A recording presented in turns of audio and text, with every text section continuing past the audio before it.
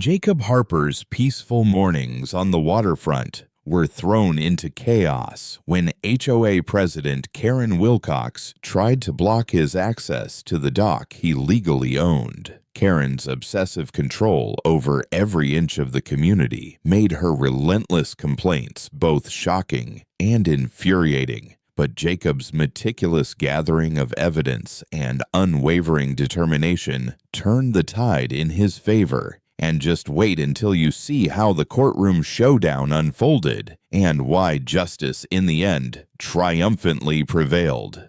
I, Jacob Harper, have always cherished my mornings on the waterfront. There's something almost sacred about the way the first rays of sunlight scatter across the water, glinting off the gentle ripples like 1,000 tiny diamonds. My little yacht, Liberty, bobbed quietly in its slip, perfectly tethered, yet somehow alive with possibilities. It wasn't just a boat. It was my escape, my sanctuary, the one place where the noise of the world faded into the soft sounds of lapping water and distant gulls. Every morning, I would climb the polished deck, inhale the crisp, salty air, and let a calm certainty wash over me. This was my space, my freedom, my peace.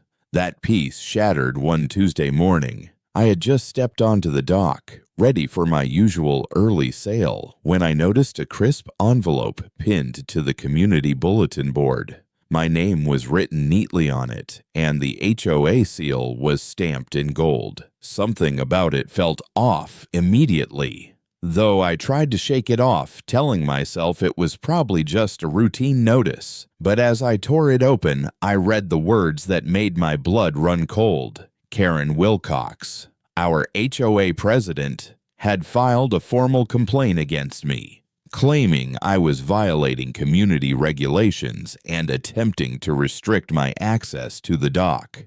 I froze.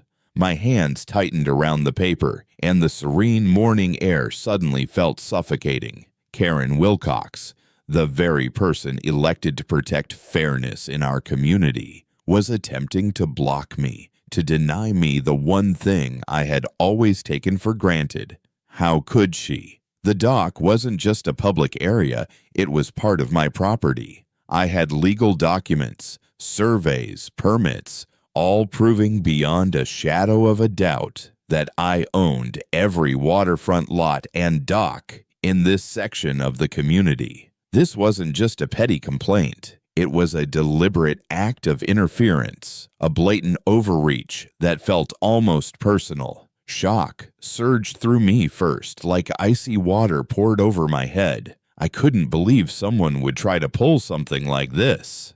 And then came the anger, roaring, all-consuming, relentless. It wasn't the quiet frustration you might feel when a neighbor borrows your tools without asking. No. This was the type of anger that curls in your chest, making it hard to breathe, making your hands clench into fists without conscious thought. The audacity, the sheer nerve.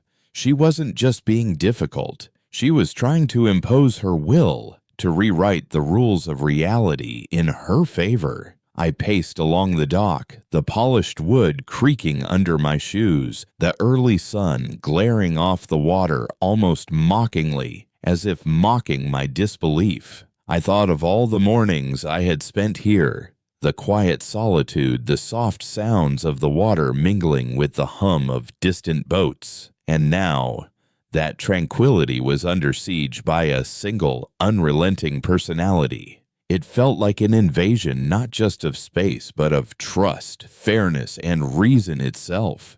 My mind raced through the options. Call the HOA, speak with neighbors, consult my lawyers. But even as I considered the next steps, the anger burned hotter, sharper. How could someone misunderstand the law and civility so completely? How could a single person's ambition or stubbornness threaten something so fundamental to my life? And yet, beneath that anger, a flicker of determination started to glow. This wasn't just about a dock anymore. It was about standing my ground, about defending the rights I had earned, and protecting the sanctuary I had built. I clenched my jaw, letting the wave of fury sharpen my focus instead of cloud it. Karen Wilcox may have tried to block me, but she had just lit the spark that would drive me forward. My mornings on the waterfront weren't negotiable, and this challenge was about to meet its match.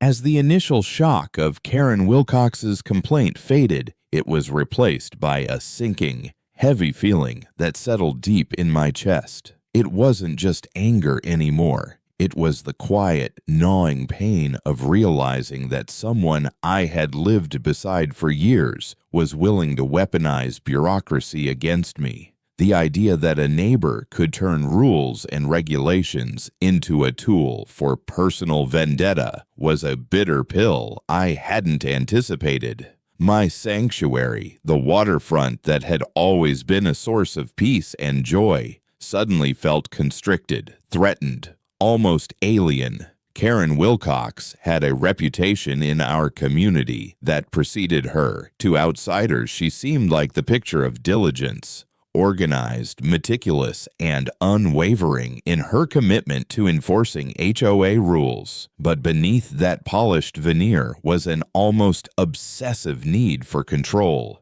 a desire to micromanage every detail of our neighborhood as if it were a personal kingdom. Every flower bed, every mailbox, even the angle at which holiday decorations were displayed had, at one point or another, come under her scrutiny. And now she had set her sights on me. She claimed that my yacht Liberty ruined the aesthetics of the waterfront and violated community rules.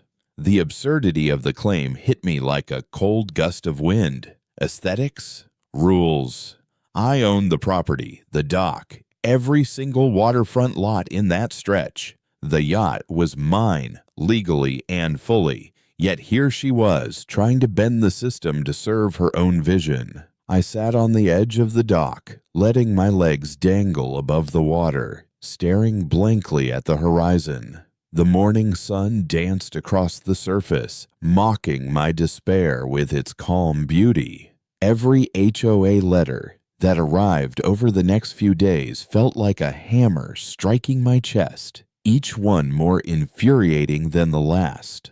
They weren't just reminders of Karen's complaint. They were a manifestation of the powerlessness that bureaucracy can wield, an intricate maze of rules designed to frustrate, confuse, and intimidate. Reading them, I felt trapped, like a character in a story whose fate was being dictated by someone else's obsession with control. The helplessness weighed on me more than the anger ever could. I tried reasoning with myself. Perhaps she truly believed she was preserving some ideal, some vision of perfection, but even that thought offered no comfort. Her actions weren't about fairness or community. They were about exerting power, creating obstacles, and seeing if I would falter under the pressure. The realization stung like a sudden chill in the wind. Someone's ego and obsession could create real consequences for others, consequences that weren't fair, rational, or just. And yet, amidst the pain, there was an uncomfortable clarity. This wasn't just about me or the dock. It was about standing firm against unnecessary oppression, even when it came wrapped in the guise of rules and legality. Each pang of frustration, each sleepless night spent worrying about the next letter, hardened my resolve. The dock, my yacht, my mornings of solitude, these weren't things to be surrendered lightly. Karen Wilcox may have thought she could intimidate me, trap me, or break me with her paperwork and demands. But every moment of pain also became a quiet seed of determination. I began to understand that to reclaim what was mine, I would need to confront this challenge head on. And the first step was enduring the hurt long enough to plan my response. As the sun climbed higher, glinting off the gentle waves, I allowed myself one last heavy sigh, Pain is a strange companion. It can weigh you down, but it can also sharpen your focus. And in that moment, I felt a flicker of understanding. This was the crucible that would forge my next move. The dock was mine, the yacht was mine, and despite the frustration and bureaucratic maze, I would not be defeated. Amidst the chaos and the frustration that had been building for days, a faint glimmer of hope began to break through the gloom. At first, it was barely noticeable, like the first light of dawn slipping past dark clouds, but it grew steadily, pushing back the fear and helplessness that had dominated my thoughts. I realized that while Karen Wilcox may have tried to wield bureaucracy as a weapon, the truth, evidence, and preparation could be far stronger than any complaint. That thought alone brought a flicker of reassurance, almost like a whisper. You can fight this, and you can win. I started systematically gathering every piece of documentation I could find. There were the deeds and surveys proving ownership of each dock and waterfront lot in our community. I dug through old permits, construction approvals, and maintenance records, sometimes finding yellowed papers tucked into forgotten folders, their edges worn but their significance immense. Each document was like a brick in the wall I was building to defend myself. I felt a sense of purpose with every page I laid out on the dining room table, as if the cluttered stacks of paperwork were slowly forming a protective barrier against the storm Karen had stirred. Next, I reached out to my legal team, experienced, sharp, and methodical. Together, we meticulously reviewed every rule, every HOA guideline, and every precedent we could find. They asked questions that I hadn't even considered. Do you have photos from the original dock construction? Can we document the timeline of property ownership clearly? With their guidance, the chaos of bureaucracy transformed from an overwhelming wall into a solvable puzzle. Each strategy session brought a surge of optimism, as if every argument and piece of evidence added another layer of armor around my rights. As the days turned into weeks, the hope solidified. I began to see a path forward, one that wasn't just about reacting to Karen's complaints, but about taking control of the narrative. I imagined walking into the HOA meeting, prepared, confident, and unwavering. For the first time since receiving that initial letter, the dock no longer felt like a place of tension. It became a symbol of what I was fighting for, a physical representation of fairness, legality, and personal sanctuary. Hope, however, didn't come passively. It was paired with determination. I realized that this fight wasn't just about paperwork or property. It was about asserting boundaries, protecting what is rightfully yours, and refusing to let someone else dictate your life through their obsessions. Every phone call with my lawyers, every email exchanged with city officials, every folder of evidence I organized strengthened that determination. The frustration I had felt before began to transform into energy, a focused, burning resolve to stand my ground. By the time the hearing approached, I wasn't just hopeful. I was empowered. I could see the entire situation with clarity. The complaint, Karen's overreach, the legal landscape, and my own preparedness. Hope had grown into a quiet but unshakable confidence. I knew that I could defend my rights, restore justice, and reclaim my mornings on the waterfront. What had started as a glimmer of light amidst the shadows had become a driving force, pushing me forward with courage and clarity. In the calm moments before the hearing, as I looked out over Liberty, bobbing gently in the sunlight, I felt a deep, grounding sense of purpose. The dock, the yacht, my sanctuary. They weren't just possessions. They were symbols of perseverance, of standing firm in the face of adversity, and of the power of preparation, truth, and hope.